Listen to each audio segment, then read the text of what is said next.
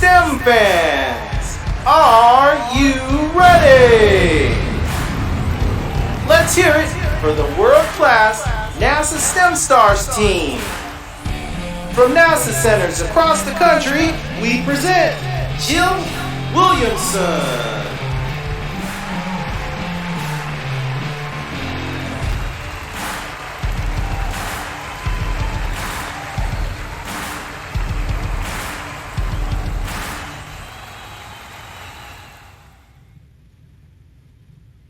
Hello and welcome to the next episode of NASA STEM Stars. My name is Adeline Deinhardt and I am here with Dr. Jill Williamson, and today we are going to talk to you about water filtration on the International Space Station. So here I am with you from Hampton, Virginia, where I'm located at Langley Research Center, and Dr. Jill Williamson, who's down at Marshall Space Flight Center. So today, once we talk about water filtration, if you have any questions about Dr. Jill, about the filtration system, just insert those right on into the chat feature and we'd love to answer any of your questions. But we're first going to get started with a little bit of Dr. Jill's background and how she got to NASA. Well, thank you so much. I'm so excited to tell my story and to be able to talk to everyone out there listening in, and thank you for tuning in.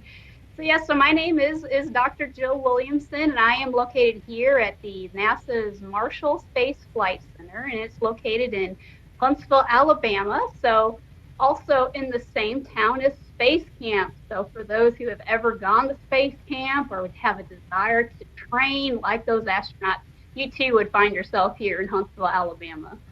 So a little bit about myself. I am a classically trained chemist. I've gotten my bachelor's, master's, and PhD in chemistry, but with an emphasis in analytical chemistry. But along that journey, I got a minor in music, and so ever since the 4th grade, I've been playing cello.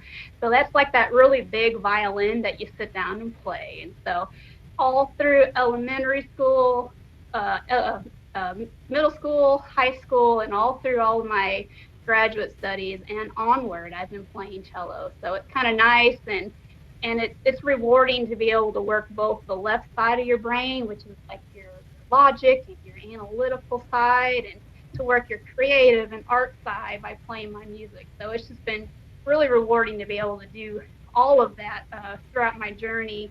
But I do find myself here in Huntsville leading the urine processor assembly on the International Space Station, which is part of the water recovery system. So trying to sustain life on space station. So I am the lead sustaining systems manager for the urine processor.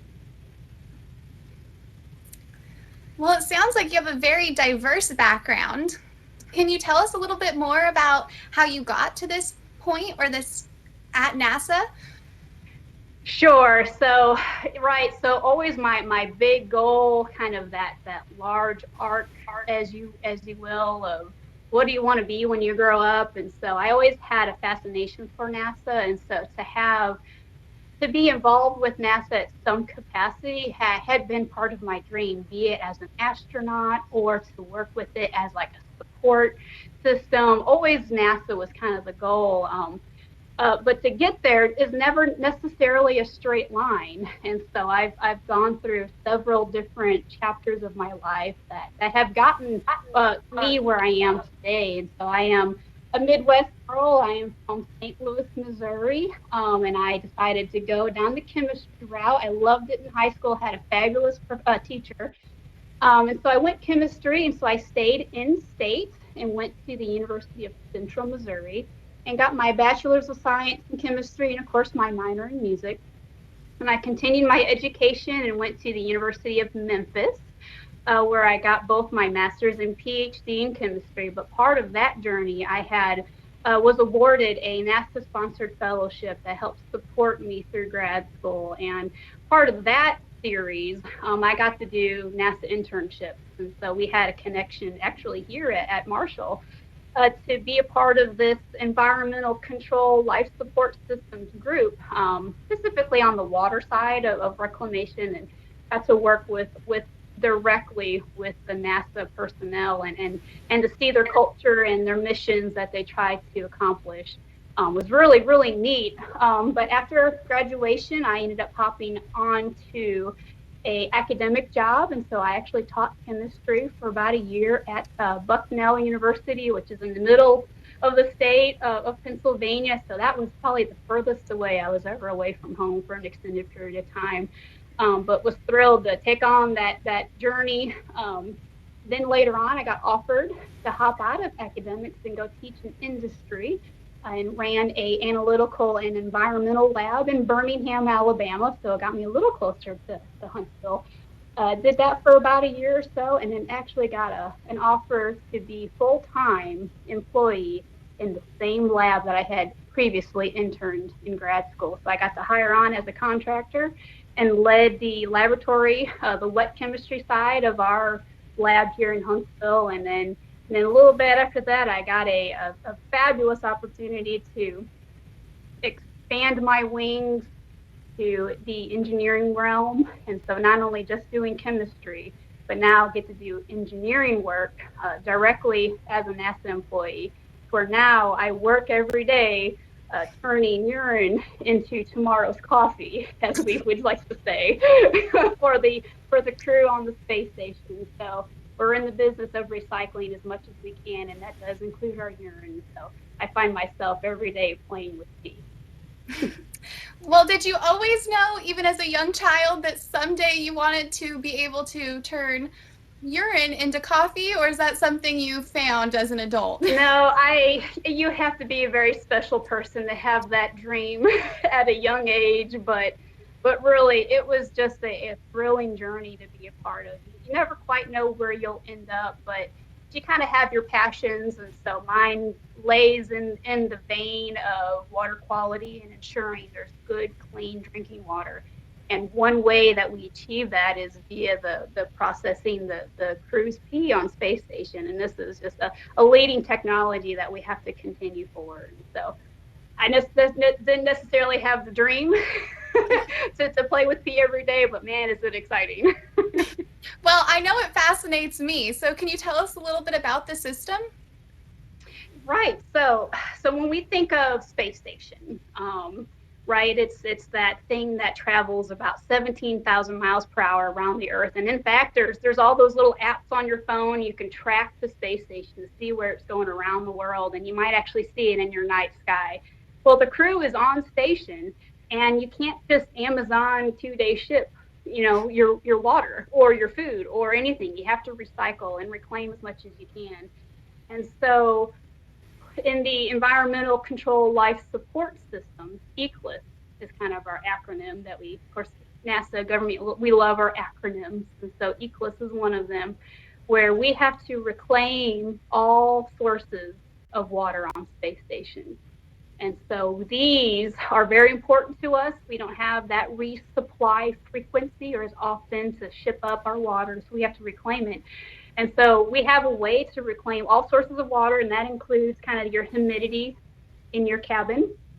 So think of like just you're outside, you're breathing, that's water vapor that evaporates into the air. You're eating your food, you're doing fine, it's just water is just evaporating into your environment. So we can reclaim that water. But one of the main sources is urine. So we can go to the next slide. Where we can talk a little bit of the urine processor assembly, but really that main one of the main parts of water reclamation is from urine. And so urine itself is about 97% water. So that is a lot of opportunity to reclaim water. And so basically a one-step process fundamentally, we can remove the water from urine. And so we're basically boiling away the water and then condensing it. So it's like a fancy still, we're just boiling and then condensing on a cold surface. And so you think of like your ice water in the summertime, that water will condense on the outside of that glass, right? So that fundamental theory of condensing water vapor. So we just do that onto the urine. And so it's a neat process. Of course, there's all those little nuances that are a little challenging in microgravity, but what we have on space station is going to be kind of the leading technology for these manned missions. And so we've got about 12 years of experience on space station for the urine processing. It had started back in 2008, and so that was a little while ago. But we have all these years of experiences, and we've seen many years of challenges to try and overcome and make our technology better. But we get that distillate. So this is the water that we reclaim from urine. And so that distillate, although it's pretty clean, in a pinch, you might be able to drink it, but we don't want our crew to. And so we'll go further process that distillate even further. And so here's where that water filtration comes into play. And so we'll take that water from the urine distillate, we'll take water from the humidity condensate, water from your sweat, water from all the other experiments that we go on, and we'll take it through a multi-step process. And this multi-step process, where at the end of the day will be really, really clean water that the crew will drink on a daily basis. And this multi-step process is a filtration, is one of the main steps. So think of those little particulates that you can actually see, like you have dirty water and you can see the particulates. That we have ways to filter that out. And so we can filter the big particles. We have specialty filters that will look more towards things that we can't see and filter that out. So there's some chemicals, there's things that make water dirty that we just can't see, but we know they're there. And so we have filtration that's specialty designed to remove particular unseeable contaminants. And so once that is done, we can further polish the water, make it even cleaner. We can be much better. And we have another special scrubber that'll then push the water to be even much cleaner for final step process of putting in that microbial control. So we can think of keeping the bugs from growing, that we can put a chemical into the water to keep things from growing. So like what you drink here terrestrially, typically your water's chlorinated, and that's kind of that residual biocide that'll keep things from growing in your water. Well, we do the same thing on space station. We just may not use chlorine. We have another species we use iodine for right now. We may convert over to silver ion as a way of disinfecting the water. But we have a way to make sure the water stays clean. And so that goes into kind of a container ready for crews to use. Use it for experiments, using it for food, using it to drink, and what have you. But for those who need to drink it, our water dispenser, where crew actively takes the water out, we will actually remove that microbial control at point of use, just because they don't necessarily need to be drinking iodine on a daily basis. So we got to remove it. But at the end of the day, the crew is drinking very, very clean water, cleaner than what you guys drink here terrestrially. I was just going to ask, is this cleaner than what I would drink out of my tap water, or how would you compare it? It's very, very clean. It would be very similar to that distilled water that you buy at the grocery stores.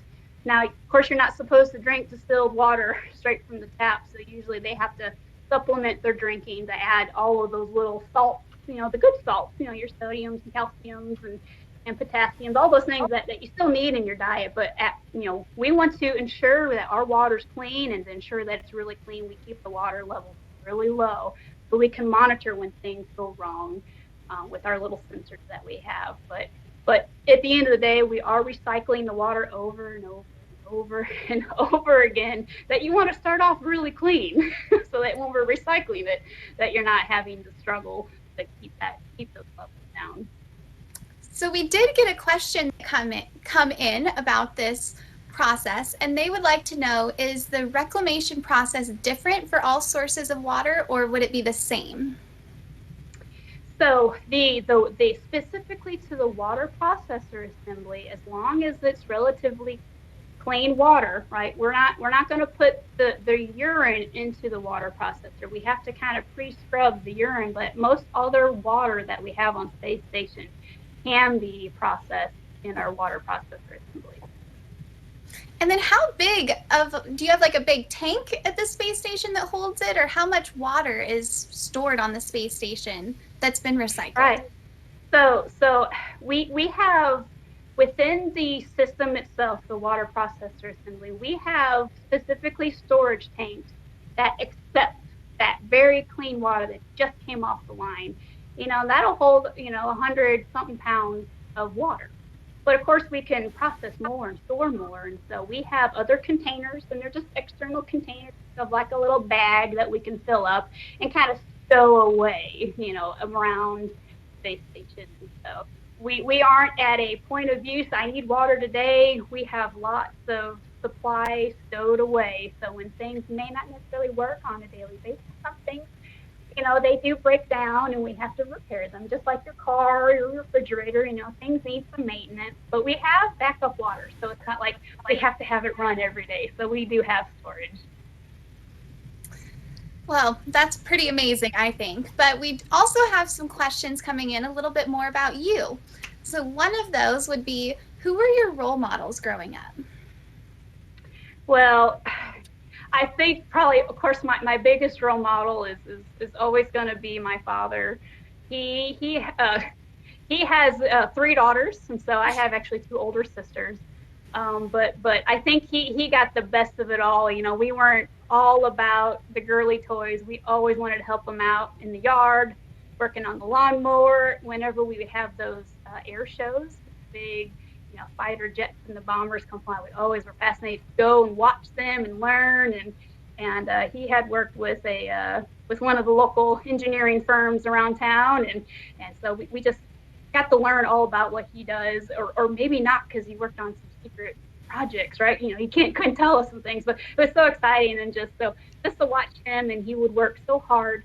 I know that you work hard for yourself, that people will notice, and you can benefit from that and move on and climb that ladder. But so I think my father for sure is probably my leading mentor for sure. That's so nice. It's always nice to have a homegrown mentor that you can look up to and continue working with. Do you have any advice for students who are trying to decide what they might want to do, or where they might want to go to college, or when they're just trying to figure all of this out?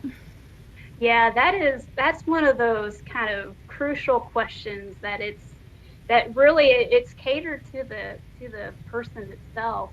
For me specifically, I chose chemistry. That was my route. Even though I'm here working at NASA, maybe you may not have thought that being a chemist you can work at NASA, but really specifically at NASA, you can be in any field: education, electronics, software, modeling, design, all these different facets, right? You can work for NASA. So it's just really, what is your most passion about? Where do you think you would just want to wake up and go to work for every day? I loved chemistry in high school, and I knew that would open up many doors for me. I may not have known what I actually wanted to do, but I knew chemistry is one of those foundation sciences that I can springboard into something that I want. But specifically for college, I think for these kids who are trying to figure it out, I say figure out what location you want to go to.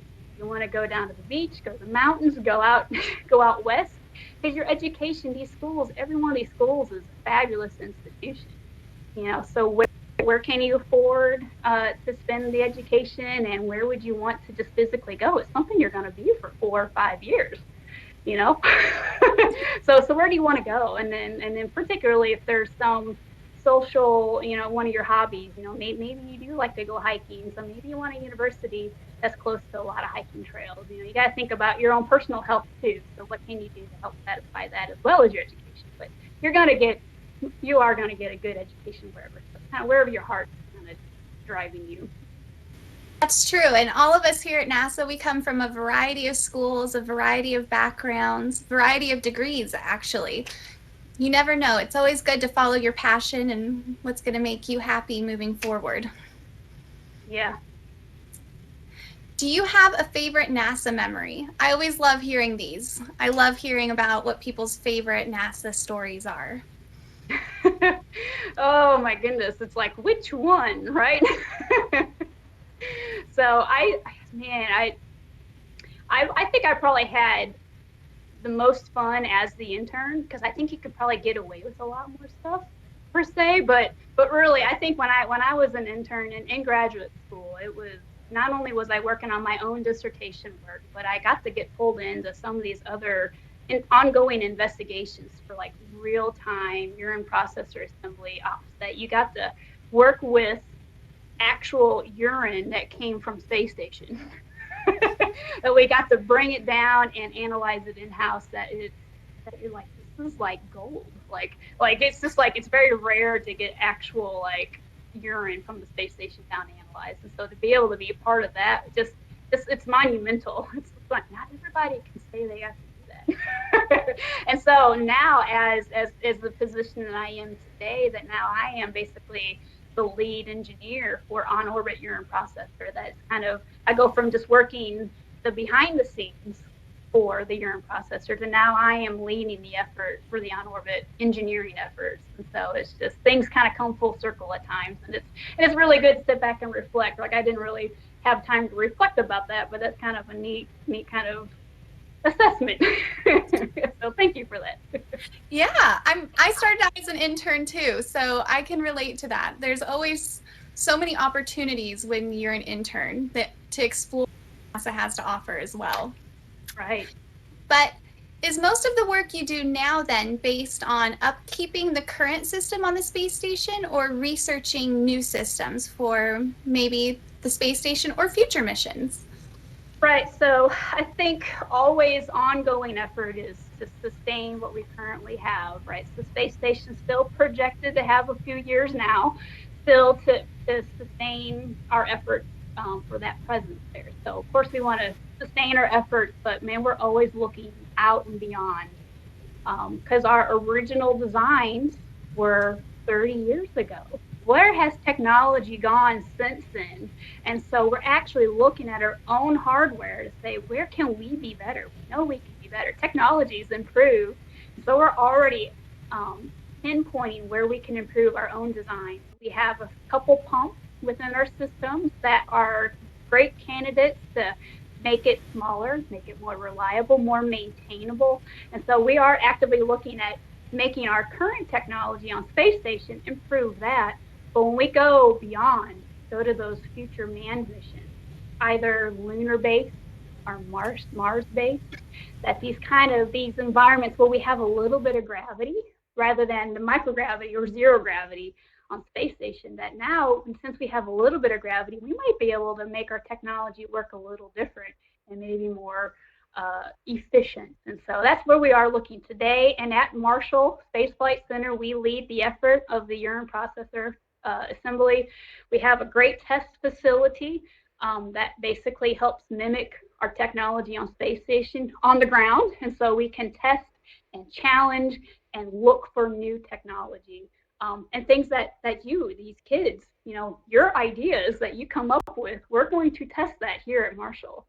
So we look forward to what else is to come in the next 5 and 10 years. And so it's going to be your guys' ideas that we might be testing. That's so true. Our current generation is our future generation. But currently, is there a number of times that you can recycle the water or the urine on the space station, or is it kind of an infinite amount of times? Right. So when you get down to the molecular level, we can keep processing it over and over again. Water is water, right? The water we drink is from early stars or from the dinosaurs, right? So we can recycle it over and over again. Just the limiting functions is those filters, right? We talked about those filters that are catching the particles that we can see, capturing the particles that we can't see, that these filters will kind of reach they'll get full and we have to replace them. And so really that's kind of one of the limiting functions of just, so think of like your consumables. You're going to have to put more fuel in your gas or more fuel in your car. You got to put new tires on the car. We have to replace certain things when they get their kind of wearing parts. So, but fundamentally, we can recycle urine over and over and over again because we're cleaning it, we're scrubbing it to basically as pure of water as we can. That's amazing. Well, we only have a few minutes left. So is there any last thoughts you would share with students or any advice you have for students? Right. So, man, I'm a big advocate for accepting those opportunities. It might be a little scary. So particularly with my story where you saw my arrows kind of get further and further away from home, and that can be scary, but it's it will be rewarding. And so accept those challenges and those ones that are a little scarier, more challenging, that knowing that you will only grow from that. So don't be scared to say yes to that opportunity that might take you away from home.